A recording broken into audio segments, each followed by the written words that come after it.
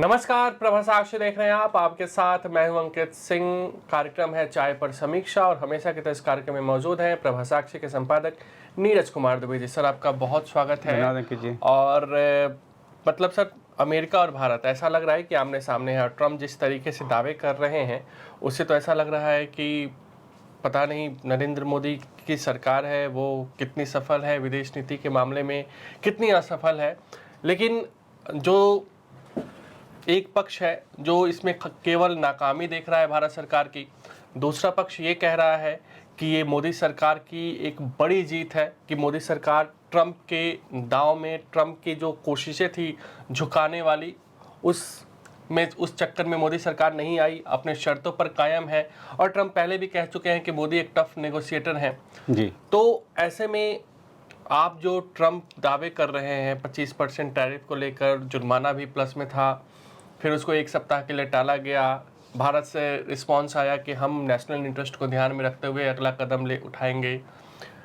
Trump ये भी कह रहे हैं, खबर की पुष्टि नहीं है, आप अमेरिका के राष्ट्रपति हैं, बावजूद इसके कह रहे हैं कि भारत ने रूस से तेल लेना बंद कर दिया, ये अच्छी खबर है।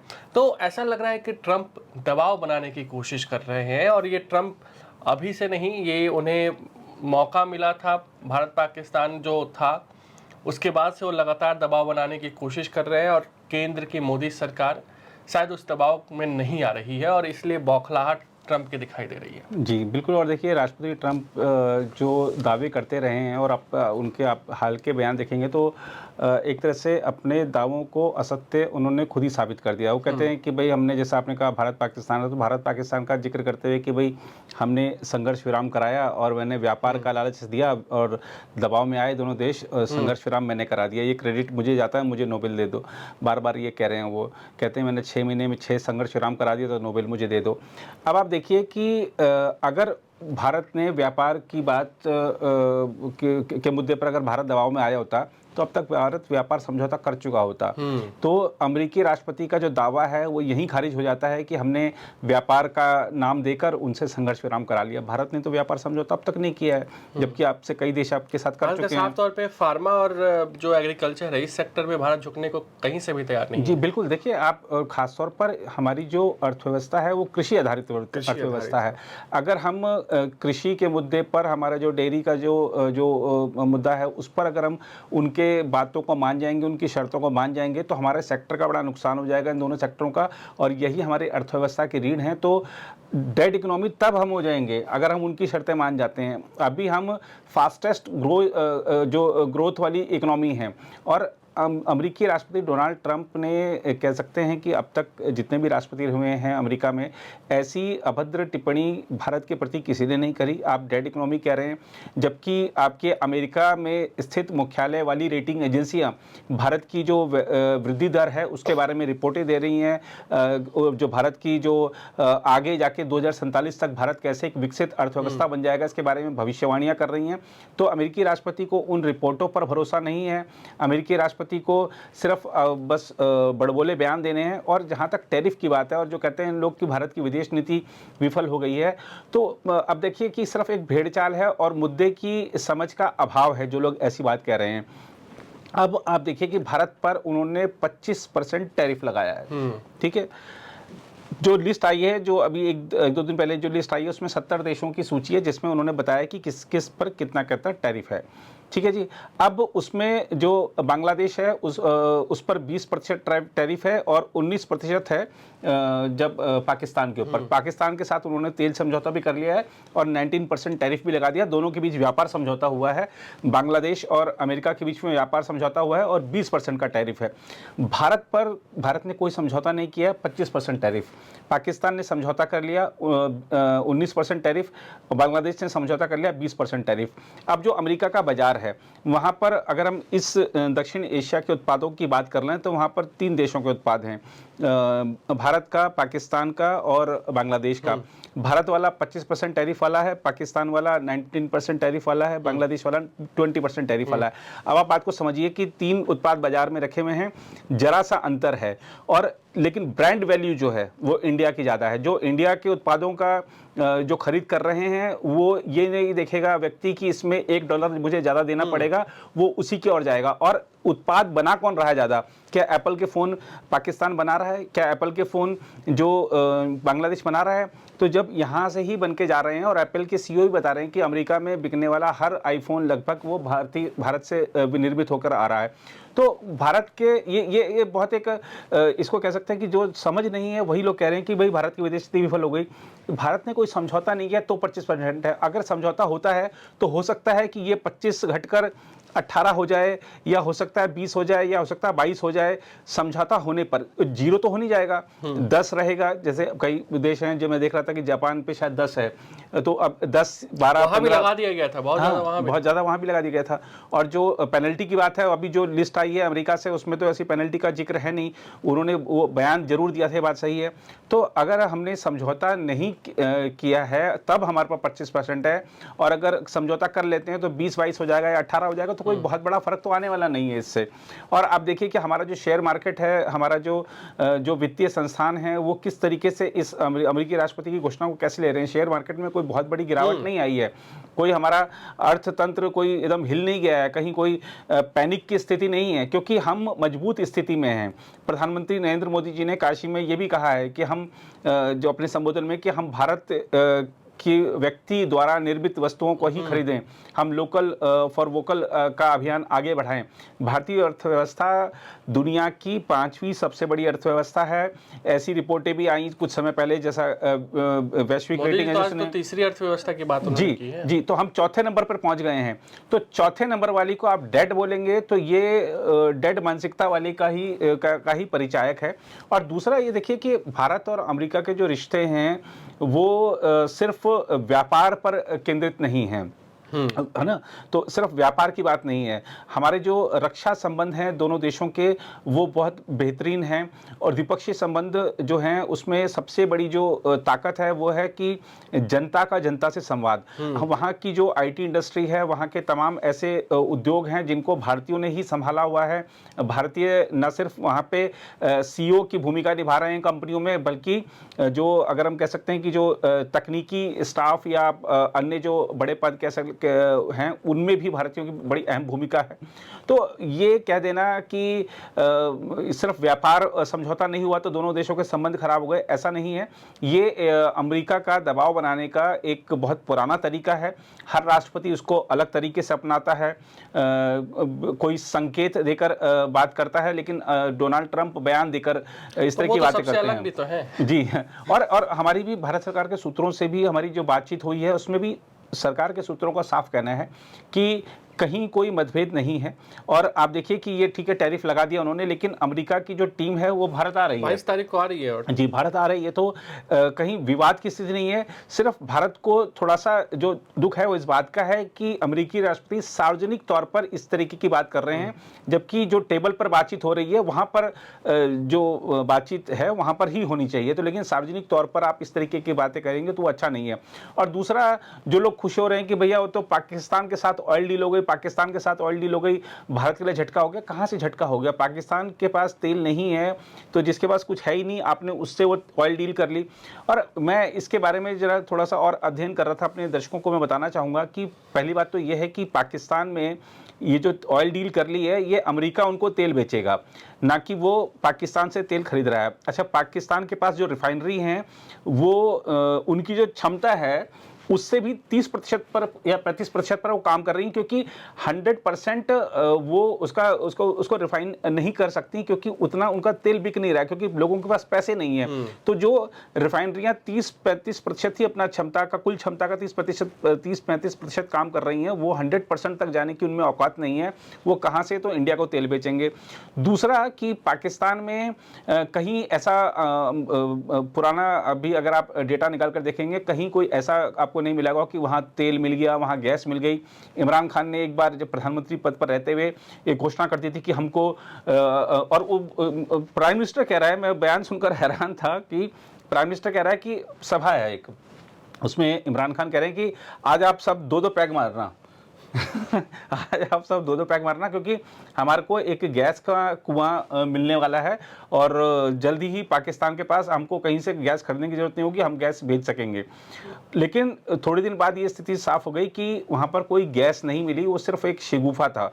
तो पाकिस्तान में ना गैस है ना तेल है। अच्छा, अब तेल भी वहाँ पर क्या है कि पाकिस्तान के पास देखिए उनको अपना खर्चा चलाने के लिए कुछ ना कुछ बहाने चाहिए होते हैं, और पाकिस्तान पहले भी कुछ ऐसे देशों को इस तरीके के सर्वे बाहर से करा के कि हमारे यहाँ पे तेल हो सकता है, तो वहाँ पर जो वैश्विक एजेंसियां हैं, क्योंकि सब चाहते हैं कि कोई नया विकल्प मिले, तो वहाँ पर 2-3 साल आकर काम करते हैं, 2-3 साल वो देश या वो जो कंपनियां हैं वहाँ पर पैसा लगाती हैं, कुछ लोगों को रोजगार मिलता है, इन्वेस्टमेंट आती है, उसके बाद वो थक हार कर चले जाते हैं। यहाँ तक कि शेल जो है वो उसने भी वहाँ पर 2-4 साल काम किया कि शायद तेल मिल जाए, शायद तेल मिल जाए, वो मिल नहीं रहा है, वो खोदे जा रहे हैं और फिर वो भी वापस अपना बोरिया बिस्तर समेट के चले जाते हैं। अब उन्होंने अमेरिकी राष्ट्रपति को जहाँ से मिल लिया कि साहब आपको तेल दिलाएंगे, तो वो वहाँ पर जा रहे हैं। तो देखना होगा कि ये जो समझौता हुआ है, अभी पहली बात ये है कि अमेरिका उनको देगा तेल, वो कहीं बेचने को नहीं है। अब वो जो उनको कच्चा तेल देगा उसको रिफाइन करेंगे, उससे उस कंपनी जो वहाँ पर है एक सबसे बड़ी कंपनी पाकिस्तान की, क्या उसकी लागत उसको निकल पाएगी, क्या उसको मुनाफा होगा, और क्या जो मध्य पूर्व के देशों से पाकिस्तान तेल खरीदता था, क्या उनकी जो मोनोपोली कई बार चलती थी, अब उससे थोड़ी सी पाकिस्तान को हो सकता है निजात मिले, लेकिन कोई बहुत बड़ा फायदा नहीं होने जा रहा है। पाकिस्तान बहुत ज़्यादा रिफाइनरियाँ लगा लेगा, पाकिस्तान में तेल के कुएं मिल जाएंगे, ये सब कल्पना की बातें हैं। कल्पना में तो कोई भी कह सकता है कि भाई ये इसको कल को वो बेचेगा, वो उससे कल को वो खरीदेगा, कल्पना। डोनाल्ड ट्रम्प का भी आखिरी टर्म है ना, उनको पता है कि इसके बाद तो मुझे राष्ट्रपति बनना नहीं है जी। और सिर्फ ना देखिए, हम अपनी विदेश नीति को हमको थोड़ा सा ना अपनी सोच का दायरा भी बढ़ाना होगा। सिर्फ वो जो ट्रम्प कह रहे हैं उसमें भारत में क्या प्रतिक्रिया हो रही है, हमारे दर्शक भी शायद उसको देख रहे होंगे या पढ़ रहे होंगे, क्योंकि यहाँ मीडिया भी वही दिखा रहा है। लेकिन अगर आप अमेरिकी सोशल मीडिया है जो एक जैसे ब्लू स्काई है, वहाँ पर मैं उसको फॉलो भी करता हूँ, उस मंच पर हूँ भी, तो मैं उसको देखता हूँ, तो वहाँ पर अमेरिकी राष्ट्रपति डोनाल्ड ट्रंप की जो आर्थिक नीतियाँ हैं उसकी जो आलोचना है उसको आप देखेंगे, इतनी पोस्टें आती हैं दिन भर में, कि इतनी पोस्टें आती हैं कि आपको लगेगा कि ये व्यक्ति कैसे, मतलब इसको चुन कैसे लिया लोगों ने। इतनी नकारात्मकता लोगों में भरी हुई है, न सिर्फ मीडिया बल्कि लोगों के जो कमेंट्स आते हैं उनको सबसे विफल राष्ट्रपति करार दिया जा रहा है। जो वहाँ पर इतनी मास ले ऑफ्स हुए हैं उसको लेकर वहाँ पर नाराजगी है। जो अभी वहाँ पर जो श्रम मंत्रालय है वहाँ का, उसका जो आंकड़े सामने आए हैं, उसके बाद जिस तरीके से वहाँ बेरोजगारी बढ़ी है उसको देखते हुए ट्रंप ने जो वहाँ के श्रम मंत्रालय के जो प्रभारी हैं उनको वहाँ से हटा दिया है कि नौकरियां नहीं सृजित हो पा रही हैं। तो ट्रंप की जो आर्थिक नीतियां हैं वो अमेरिकी अर्थव्यवस्था को बर्बाद कर रही हैं। इस तरह के जो आंकड़े हैं, इस तरह की रिपोर्टें जो हैं वो अमेरिकी मीडिया में भरी पड़ी हैं, आपको कहीं और जाने की जरूरत नहीं, अमेरिका की लोग बता रहे हैं सब चीजें। ट्रंप से वहाँ के उद्योगपति भी नाराज है ना। जी बिल्कुल। एलन मस्क देखिए, कभी ट्रंप के बहुत उनका वीडियो वायरल हुआ था ट्रंप के जीत के बाद, आज देखिए वो कहाँ है। जो आपने एप्पल की बात की, उसके सीईओ का देखिए, उन्होंने सीधे तौर पे कहा, वो भी नाराज चल रहे हैं जी। तो उद्योगपति भी तो वहाँ नाराज हैं उनसे। बिल्कुल बिल्कुल। तो ट्रंप किस और अमेरिका को ले जा रहे हैं, वो मागा की बात जरूर करते हैं, लेकिन वो मैड हो गए हैं लगता है, ऐसा लगता है उनके बयानों से। और भारत भी इसलिए क्या है कि ना, भारत के सरकार के सूत्रों से हमारी जब बात होती है तो वो भी कहते हैं कि हम किसी बयान पर रिएक्शन इसलिए भी नहीं देते कि अभी पता नहीं कि आगे से और क्या आएगा, हम अभी इस पर प्रतिक्रिया दें, आगे से फिर कुछ और आ जाता है, अगले दिन कुछ और आ जाता है, तो आप शांत से चुपचाप रहो। और जिन अधिकारियों, कुछ देश ट्रंप को गंभीरता से लेना ही बंद कर जी, और वो फिर क्या है कि आप जिन प्रतिनिधिमंडलों के साथ बातचीत कर रहे हैं, वो जो प्रतिनिधिमंडल में जो लोग हैं वो मुद्दों को समझते हैं, रिश्तों की अहमियत को समझते हैं, और दोनों देशों को किस तरह से आगे बढ़ना है वो एक रोड मैप क्लियर है, तो उस पर वो बातचीत कर रहे हैं। तो भारत वही बातचीत करती है। भारत देखिए संयमित रुख अपनाने वाला देश है और राष्ट्रीय हितों की सुरक्षा को सर्वोपरि रखने वाला देश है, और भारत उसी नीति के अनुरूप काम कर रहा है। बिल्कुल।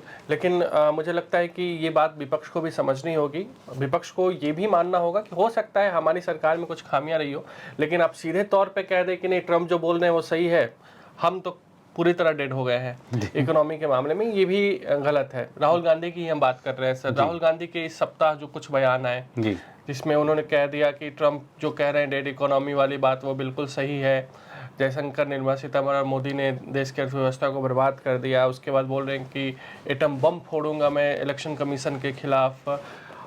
इसके अलावा एक अरुण जेटली को लेकर भी उन्होंने कुछ कह दिया। तो राहुल गांधी संसद में उन्होंने अंग्रेजी में बोला कि कुछ गड़बड़ ना हो जाए लेकिन बाद में वो मीडिया से बातचीत करते हुए वो कुछ ऐसा बोल जा रहे हैं जिसके बाद विवाद हो रहे हैं। मैं हमारे जो वीडियो एडिटर हैं उनसे मैं थोड़ा सा आग्रह करूंगा कि यहाँ पर 2 पत्र दिखा दें, 2 पत्र जो, क्योंकि आपने डोनाल्ड ट्रंप की बात करी है तो स्क्रीन पर जरा 2 पत्र दिखा दें। ये दोनों पत्र हैं, इसको आप इन दोनों पत्रों को देखेंगे तो आप समझ जाएंगे कि राहुल गांधी की मानसिकता क्या है। जो भारत के विरोध में बात करेगा वो उसके साथ खड़े होंगे। ये जो पत्र है, पहला पत्र आप देखिए कि कमला हैरिस को उन्होंने कब लिखा था, जब वो राष्ट्रपति का चुनाव हार गई थी। उन्होंने, राहुल गांधी ने लिखा था कि भाई आपने बहुत अच्छे तरीके से चुनाव का संचालन किया और बहुत अच्छे मुद्दे उठाए और तमाम तरह की बातें उन्होंने लिखी। और हम जानते हैं कि कमला हैरिस ने अक्सर एंटी इंडिया स्टैंड्स लिए और भारत की जो नीतियां हैं उसके विरुद्ध उन्होंने कई बार खुलकर नहीं लेकिन अप्रत्यक्ष रूप से ये संकेत और संदेश दिया कमला हैरिस ने। तो राहुल गांधी ने पत्र लिखा क्योंकि वो उस समय आपको ध्यान होगा कि डोनाल्ड ट्रंप को माना जा रहा था कि प्रधानमंत्री नरेंद्र मोदी के समर्थकों का समर्थन है। तो ये राइट विंग भी माना जाता है उनको, राइट विंग। तो अब राहुल गांधी डोनाल्ड ट्रंप का तो समर्थन कर नहीं सकते थे, वो इसलिए उन्होंने कमला हैरिस को लेटर लिखा। तो यानी कि वो कमला हैरिस के साथ थे। लेकिन अब जैसे ही डोनाल्ड ट्रंप ने पलटी मारी वो तो राहुल गांधी भी पलटी मार गए। और ये जो क्या बोलते हैं पत्र आप देख रहे हैं दूसरा, ये डोनाल्ड ट्रंप को उन्होंने लिखा और उसमें उनको मतलब ये दिखाता है कि डोनाल्ड ट्रंप को लिखा उन्होंने और डोनाल्ड ट्रंप को जिस तरह से वो डेड इकोनॉमी कह रहे हैं तो वो भी उनके साथ होगा कि हाँ ट्रंप साहब सही हैं एकदम, और उन्होंने जो कहा वो सही है। आपको ध्यान होगा कि एक और हैं जो अमेरिकी कांग्रेस की सदस्य हैं, वो अक्सर वो पीओके भी जा चुकी हैं, वो एंटी इंडिया स्टैंड लेती हैं। तो राहुल गांधी ने अपनी अमेरिकी दौरे के दौरान उनके साथ फोटो भी खिंचाई, उनके ग्रुप फोटो में वो देखने को मिली। तो ऐसे बहुत सारे जो मुद्दे हैं वो दिखाते हैं कि पता नहीं क्यों ये संयोग है या कोई प्रयोग है कि जो एंटी इंडिया बोले उसके साथ राहुल गांधी खड़े हो जाते हैं। जहाँ तक अरुण जेटली जी की बात है तो देखिए ये हमारी जो वो बहुत एक अच्छे घराने से हैं राहुल गांधी। उस घराने में शायद उनको संस्कार नहीं मिले या उस संस्कार को लेने से उन्होंने ग्रहण करने से उन्होंने इनकार कर दिया, या तमाम कोशिशों के बावजूद राहुल गांधी को सुसंस्कृत नहीं बना पाए उनके घर वाले। ये सवाल इसलिए खड़ा हो रहा है क्योंकि हमारी भारतीय संस्कृति हमें ये सिखाती है कि जो व्यक्ति इस धरा पर नहीं है उसके प्रति कोई अनादर नहीं करना, उसके बारे में क्योंकि वो अपना पक्ष रखने के लिए मौजूद नहीं है तो उसके बारे में आप आरोप लगाएंगे तो आपका एक पक्ष ही हुआ ना, तो आपको उसके बारे में कुछ बोलने की जरूरत ही नहीं है। वो बोल सकते थे उनको कि मोदी सरकार के बड़े मंत्री आए थे या बड़े नेता आए थे, आप ऐसे बोल सकते थे जी। और तथ्य देखिए, क्योंकि हम खुद क्योंकि अरुण जेटली जी के एक तरह से जब वो वित्त मंत्री थे और उससे पहले भी जब वो बीजेपी के महासचिव थे और तमाम बहुत वर्षों से उनको देखा है, उनकी कार्यशैली को देखा है, तो वो भद्रता की मिसाल थे भारतीय राजनीति में। तो ऐसे व्यक्ति से ये कल्पना भी नहीं कर सकते कि वो किसी को धमकाएगा। और दूसरा क्या है कि जो टाइमिंग की भी बात कर रहे हैं, अब आप वो कह रहे हैं कि 2019 की बात करें क्योंकि 2019 में मुझे धमकाने आए थे। अब 2019 में आपको वो धमकाने आए थे कृषि कानूनों के मुद्दे पर, जबकि वो आए कृषि कानून 2020 में। और उससे भी बड़ी बात यह है कि 2019 की ही अगर बात कर लें तो 2019 में जनवरी से ही अरुण जेटली जी लगभग एक तरह से बिस्तर पर थे क्योंकि उनकी फरवरी में सर्जरी हुई थी यूएस में। और उस समय आपको ध्यान होगा कि पीयूष गोयल ने बजट भी पेश किया था, अंतरिम बजट। और 24 अगस्त को उनका डेथ हुआ था, जन्माष्टमी के दिन जी।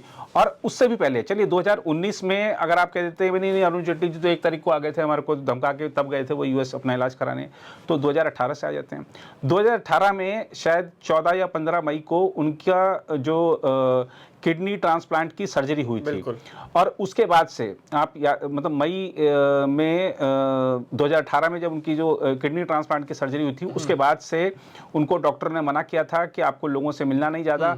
वो बतौर केंद्रीय मंत्री होने के बावजूद वो घर से ऑनलाइन बैठकों में शामिल होते थे, मंत्रालय की बैठकों में, और लेकिन वो लगातार काम करते थे, ऑनलाइन माध्यम से करते थे, बहुत कम मुलाकातें करते थे, बहुत अत्यंत जरूरी हो तो भी बहुत दूरी से मुलाकात करते थे। और ऐसा व्यक्ति जब स्वास्थ्य जब उसका इस तरीके का हो तो वो राहुल गांधी को धमकाने चाहेगा, इसकी कल्पना भी नहीं की जा सकती है। तो ये साफ दिखाता है कि राहुल गांधी सफेद झूठ बोल रहे हैं और ये मुझे लगता है कि राहुल गांधी के आसपास जो लोग खड़े होंगे ना वो भी उससे सहमत नहीं होंगे जी, राहुल और अरुण जेटली को लेकर। जी हो सकता था किसी और नेता को नाम लेते तो शायद वो लोग सहमत हो जाते, लेकिन अरुण जेटली के नाम पे तो सहमत कोई नहीं बोलेगा, क्योंकि वो भद्रता तो है ही, ईमानदारी की भी मिसाल थे भारतीय राजनीति में। तो ऐसे व्यक्ति दोस्ती के लिए भी जाने जाते हैं, पॉलिटिकल कॉरिडोर में उनके दोस्ती लेफ्ट वालों से भी थे, कांग्रेस वालों से भी थे, सबसे थे। इवन जो उनका जो लीगल कॉन्क्लेव राहुल गांधी जी का हो रहा था कांग्रेस का, वहां पर जो अभिषेक मनु सिंह भी बैठे थे, वो भी उनके बहुत अच्छे मित्र थे, रमेश भी थे। जी, तो ये राहुल गांधी का जो आरोप है ये हम हंसी आ गई हमारे को, क्योंकि हास्यास्पद है ये, क्योंकि हम उस एक शख्सियत जो भारतीय राजनीति की एक महान शख्सियत थी अरुण जेटली, उन पर इस तरीके का आरोप लगाया राहुल गांधी ने। तो राहुल गांधी के जो ये मानसिक दिवालियेपन पर ये हंसी आ रही है। और लेकिन दुख भी है इस बात का कि भारतीय राजनीति में इस तरीके के दुर्भाग्यपूर्ण आरोप देखने को मिलते हैं। राहुल गांधी को इससे बचना चाहिए, क्योंकि ये अरुण जेटली की छवि को नहीं, उनकी छवि को खराब कर एसआईआर पे जो एटम बम लेके घूम रहे हैं। देखिए, एटम बम तो ये सिर्फ मुझे लगता है कि डायलॉग भर हैं। राजनाथ जी भी बोल दिया परीक्षण कर लीजिए। नहीं, पर और आपको ध्यान होगा कि उससे पहले उन्होंने कहा था कि भूकंप आ जाएगा, कोई भूकंप नहीं आया, कोई पत्ता तक नहीं हिला। वो कुछ उन्होंने पहले भी कहा था, एक कोई मैं ऐलान करने वाला हूँ और वो भूकंप आ जाएगा, तब शायद राफेल को लेकर था। तो ये कुछ डायलॉग जो उनके आसपास के लोग हैं उनको बड़े अच्छे लिख कर दे रहे हैं, ये बात माननी पड़ेगी। बिल्कुल। संसद चलेगा? देखिए, संसद में अभी क्योंकि एसआईआर वाला मुद्दा ऐसा है कि सरकार ने कह दिया है कि नहीं, हम इस पे चर्चा नहीं होगी। जी, और देखिए इसमें मुद्दा इसलिए है क्योंकि सरकार कह रही है, ऐसा नहीं है कि सरकार ने कह दिया कि भाई हम एसआईआर पे चर्चा नहीं कराएंगे। सरकार ने तर्क भी दिया है। बलराम जाखड़ जब लोकसभा स्पीकर थे तब उन्होंने भी चुनाव आयोग से जुड़े एक मुद्दे पर, जब उस समय तत्कालीन विपक्ष ने बात कही थी, मांग की थी चर्चा के लिए, उन्होंने मना कर दिया था। तो ये जो संवैधानिक संस्थाएं को अपना काम करते रहने देना चाहिए। आप इस तरीके की भाषा नहीं आपको उपयोग करनी चाहिए कि अगर रिटायर हो जाओगे तो भी तुमको ढूंढ निकालेंगे। भैया, आप लोकतंत्र में हैं, आप वैसे कह रहे हैं कि मैं, कहते हैं धमकी देना। जी, आप कह रहे हैं कि मैं राजा नहीं बनना चाहता, लेकिन आप ये तो राजा वाला व्यवहार ही हुआ ना। तो ये थोड़ा सा, और ये भी तो है ना कि तेजस्वी यादव आते हैं, बोलते हैं कि देखो मेरा तो नाम ही नहीं है। जी, तो चुनाव आयोग ने चुनाव आयोग कहता है 416 नंबर पे नाम है। तो इसको एसआईआर को लेकर जो चल रहा है उस पर क्या? नहीं, देखिए, एसआईआर को लेकर अब क्या है कि ये एक शुरू से ही ना मतदाताओं को एक भ्रमित करके, मतदाताओं में भय का माहौल पैदा करके कैसे चुनाव जीता जाता है, कैसे अपनी सीटें बढ़ाई जाती हैं, ये 2024 में विपक्ष ने इसका मजा चख लिया है। तो वो फिर से ये प्रयोग करना चाहते हैं। लेकिन मतदाता अब जागरूक हो गया है और जिस तरीके से हमारे संवैधानिक संस्थानों पर हमले किए जा रहे हैं उसको भी जनता देख रही है और पब्लिक जवाब देती है चुनाव में। बिल्कुल। Thanks for your attention. तो फिलहाल आज के चाय पर समीक्षा कार्यक्रम में इतना ही। अगले सप्ताह फिर आपसे मुलाकात होगी। तब तक मुझे यानी अंकित सिंह और प्रभा साक्षी के संपादक नीरज कुमार दुबे को दीजिए इजाजत। नमस्कार। नमस्कार। अगर आप भी लेना चाहते हैं देश दुनिया की तमाम जानकारी तो आज ही सब्सक्राइब करें हमारे चैनल को। साथ ही नीचे दिए बेल आइकन को जरूर दबाएं ताकि हर अपडेट आप तक पहुंच सके।